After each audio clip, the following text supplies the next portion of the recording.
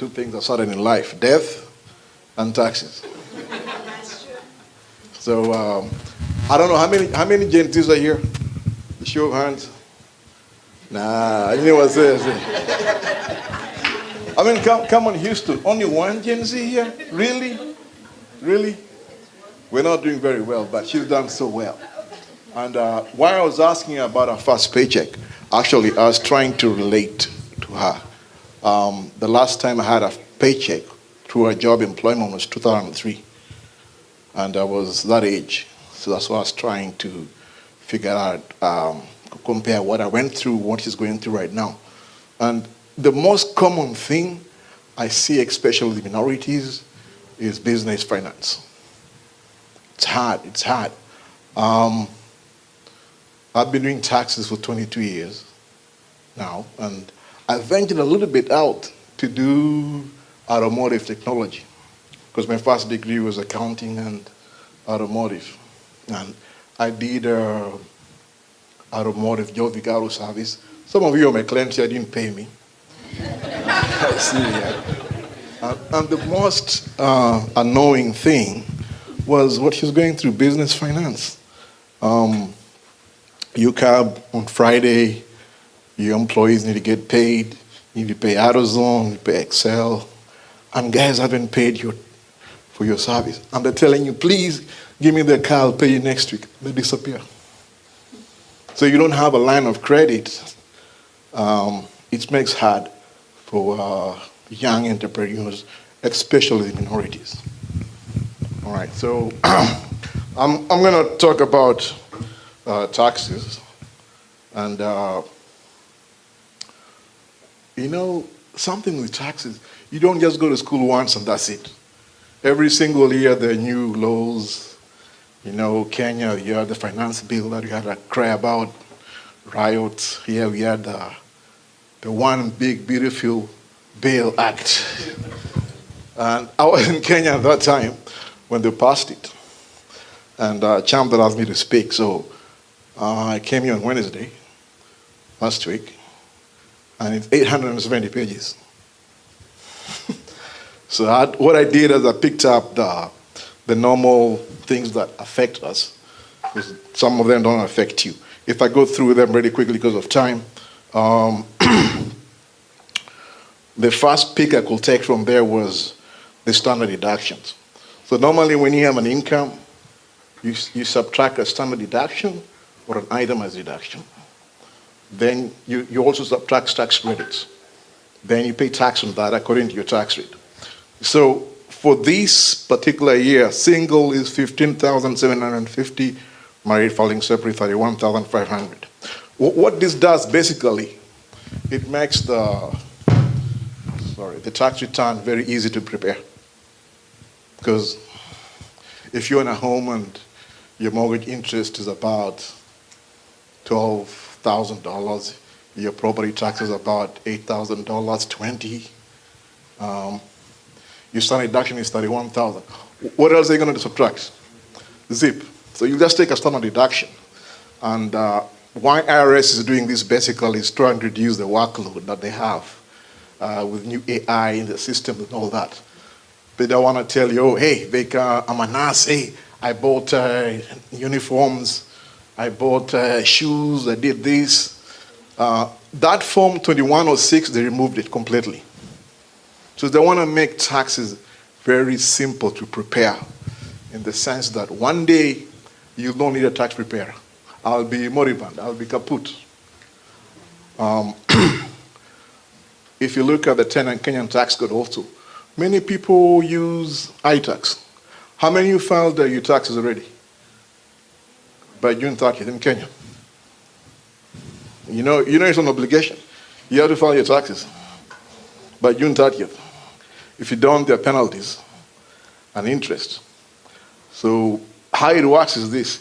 If you open a bank account in Kenya, if you got an ID or anything, trying to get a driver license, you use the PIN.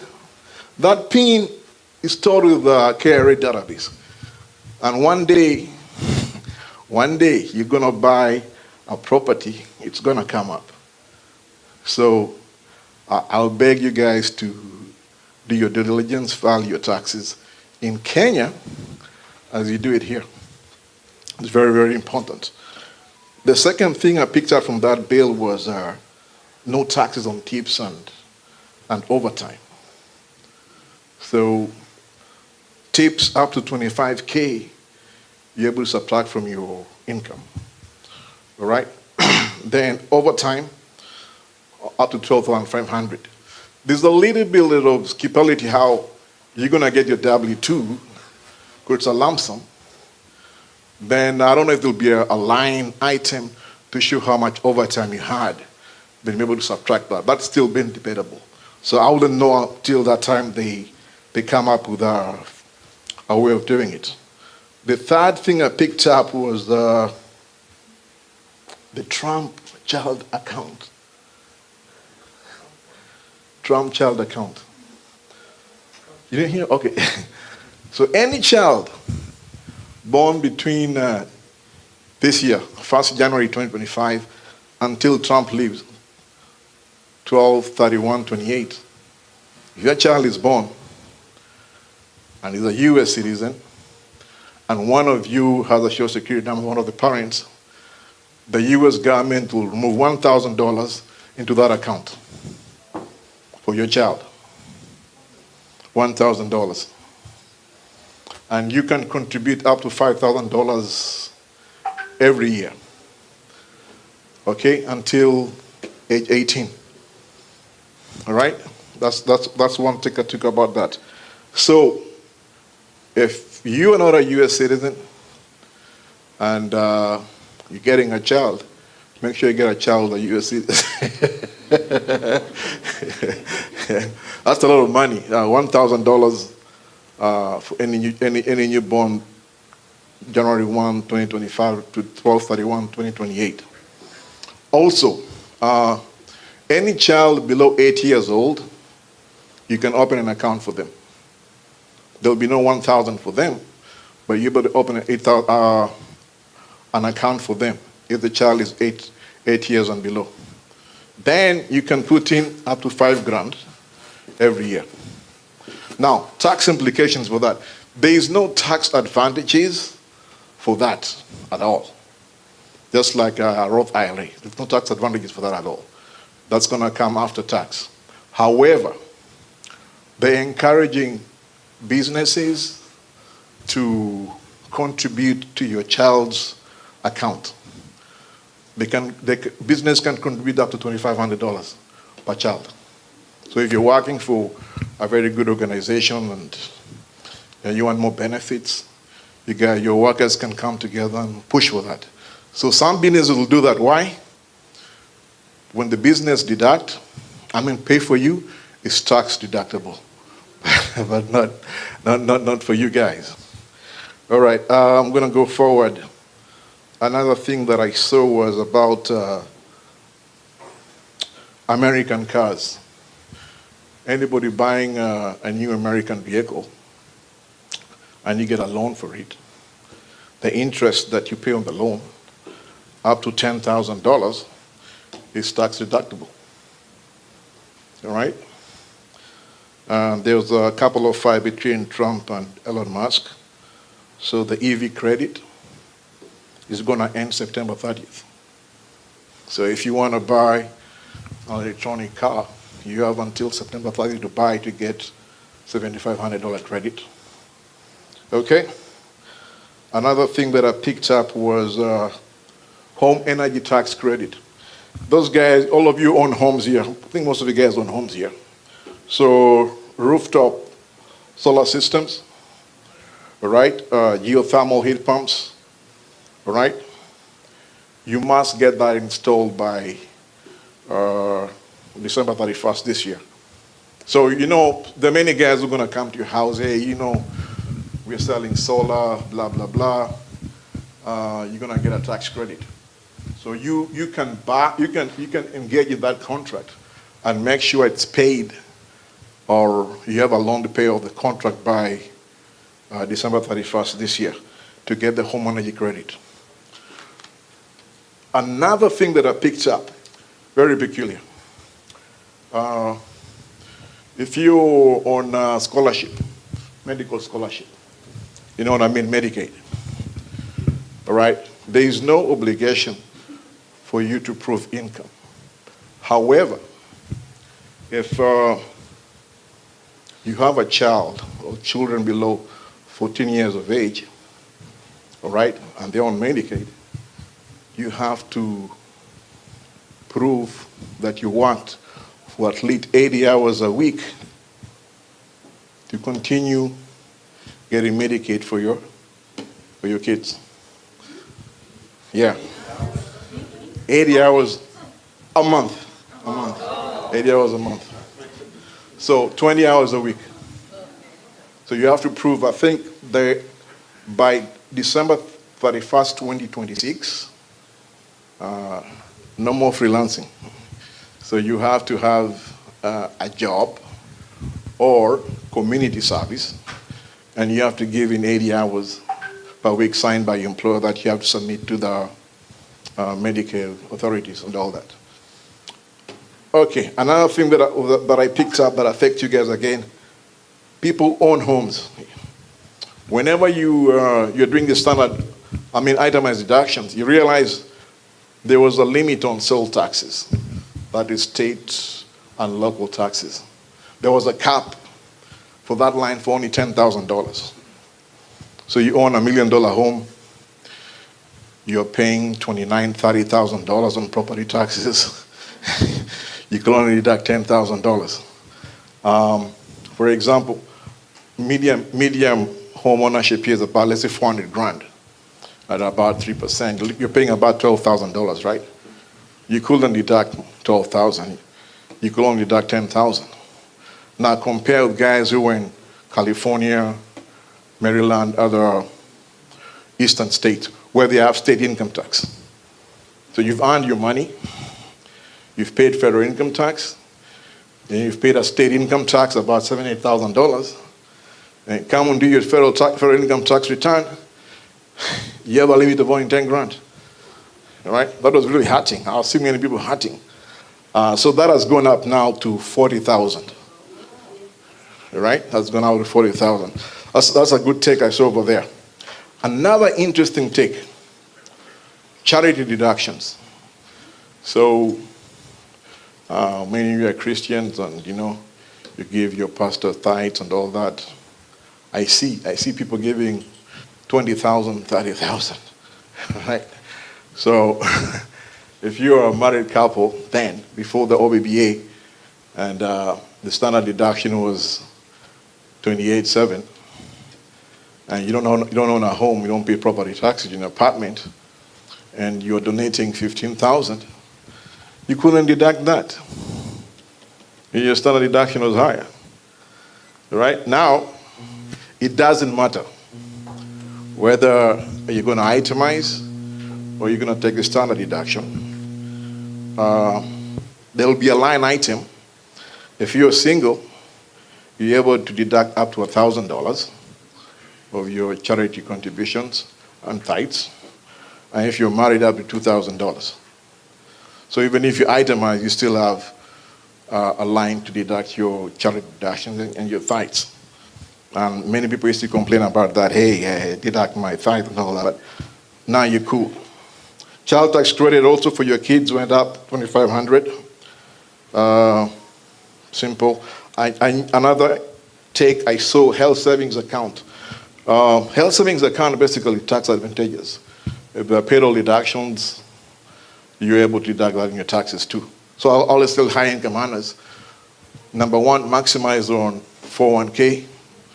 Number two, your health savings account. All right, so it went up. Single is 4,300, married filing. Joint is 8,550. It went up. The new thing is this. For your health savings account, you could use it for your doctor, drugs, and all that. New thing, gym payment. Yeah, you can use it for gyms now. I mean, they want you guys healthy. You don't just sit around. Now you can go to the gym and use your HSA. So don't maximize. Also maximize on HSA. Don't leave out HSA, then pay income tax, then go use your money, pay taxes for medical. That's down. Maximize your HSA, all right? And it doesn't expire. Even if you get to 90, it doesn't expire. It's still going to be there. Now, the FSA is the one that expires on December 31st. All right? The HSA doesn't. So that's a good take. Now you can go to the gym. Even me, I'm going to go to the gym. So another take that I took was 529s for education. So you can use it for tuition too, not only for college, not only college tuition, elementary tuition too. You don't have to wait for college. Chams is pushing me hard. All right. This thing is big. The tax is so big that I can't go over it. Then, if you're a business person again, the tax rate remains the same. The business guys like Trump. You know, if Trump didn't win, the business corporate tax would have been going up to 35%. Now it's going to remain at 21%. Yeah. So if you're earning 110K, you're single, you are paying 22%, 24%. Company is paying less than you. All right. So business guys like Trump. Another good thing I saw about that was the Section 179 deduction, bonus depreciation. Buying vehicles with a gross vehicle weight rating of 6,000 pounds. The car weight over 6,000 pounds. Chevy, Tundra, the Mercedes-Benz SUVs and all that. This is a permanent now. 100% deduction. So long as you use the car 50% for business. So if you're going to buy a Porsche for 85,000 and half of it you use for business, you're able to write off 85 grand. Yeah. If you use it for 50% for business. You must have a business. Right? So don't buy a car and think you're going to write it off like that. No. You must have at least 50% use of that vehicle for business. All right? One thing that I see many people don't know is the FBAR reporting, foreign bank account reporting. I was talking to some few guys here, and there's a few CPAs here, but very quiet. If you have a bank account overseas that's over 10K, you need to report it in your taxes. How many people know that? A few guys, yes. You need to report. Now, another question that's been asked is like, what about stocks? So, if you're buying stocks, for example, in Kenya, KPLC, or directly, right, and you hold the stock and it's $1 million, you don't have to report that. However, if you're using a stockbroker and you have more than $10,000 sitting there waiting to buy stocks, then you have to report that one. All right, we're clear on that one. Chams is pushing me hard. Let me do the Kenyan thing when I go. Basically, before I go up there, many people, some of them work without Social Security number. You come here, you can't get eligible. You're a tax professional, because you can also get what you call an individual tax identification number, IT number. It begins with a 9. And you can use that to file your taxes. You can use that to engage the bank and other things. Even nowadays, even credit union companies take that.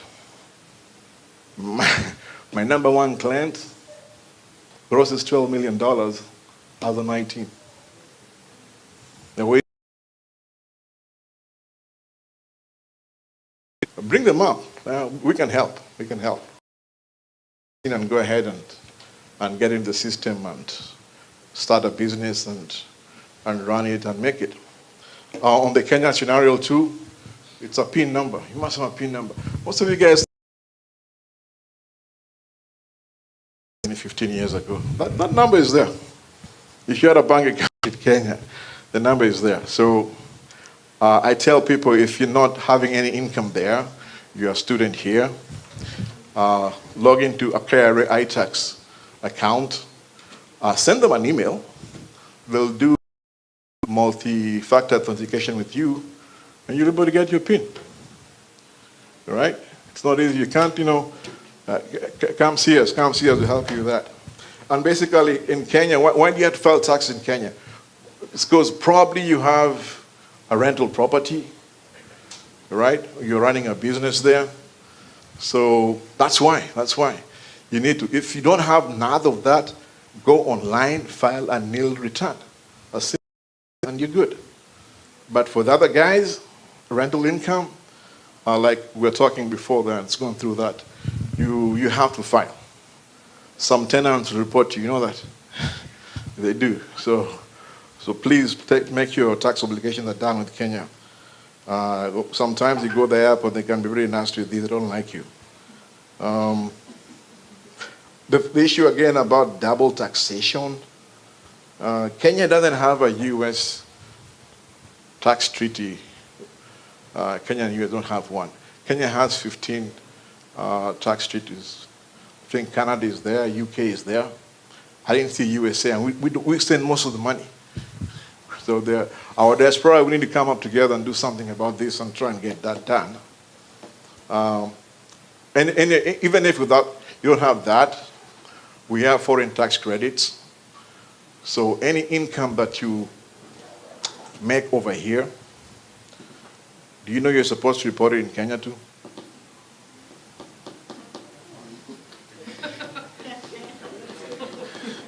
You're supposed to report your world income, right? So you're supposed to report, get your tax return here, report how much money you made, how much is taxable, then how much tax you paid with it. You'll get what you call a foreign tax credit, all right? So if the taxes you paid here are more than what you'll have paid in Kenya, then you're good. But if you paid large taxes here than what they paid in Kenya, there'll be a small amount of money you got to pay. So you have to report that. I know you don't want to hear that, but that's a good thing. And I've listened to Miles presenting about homes and mortgages. It's good. It's good to report your income in Kenya too. When you're going to get a mortgage with them, it reflects. It reflects that you have income here and income there. And you're trying to get a mortgage may be much better for you. Isn't that right, Mike? Correct. No, not Chams and Miss Mama. So I think I'll leave it at that. And if you have any queries, any questions, you can come see me, Victor Soro. I'm there on Wildcrest. And you can find me in the booth and we can exchange more.